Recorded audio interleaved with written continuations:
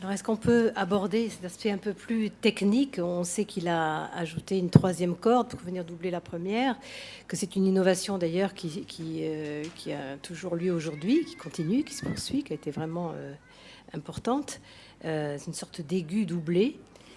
Est-ce qu'on peut, c'est cette utilisation du pouce, donc des cinq doigts de la main, comme une cascade.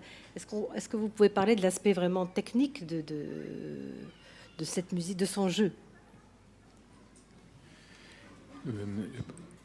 Ce qui est très beau chez les compositeurs ou improvisateurs comme lui, et on retrouve ça dans l'histoire de la musique, c'est lorsque le compositeur ou le-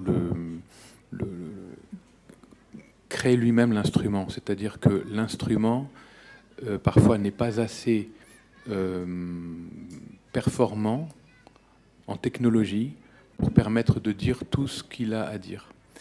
Et on l'a vu avec Beethoven, avec le Cristofori, on voit avec Liszt, avec Erard, on le voit avec Chopin, avec Pleyel, enfin, mais avec lui, donc il prend cet instrument, effectivement, il crée les conditions, non pas de rendre l'instrument le plus performant possible, comme ça, de manière l'instrument pour l'instrument, mais c'est parce que ce qu'il veut dire, veut transmettre, l'instrument n'est pas suffisant pour pouvoir le dire. Donc ça se fait dans ce sens-là. Et c'est comme ça qu'en général, avec les grands musiciens, la facture instrumentale évolue. Micha, c'est aussi. Alors oui, c'est toujours une question délicate. Alors, ce qui est incroyable avec lui, c'est que ça aide d'être un homme très complet dans ses recherches, dans sa vie de tous les jours, dans ce métier, dans la musique. Donc ça, c'était assez fascinant de voir toutes ses compétences.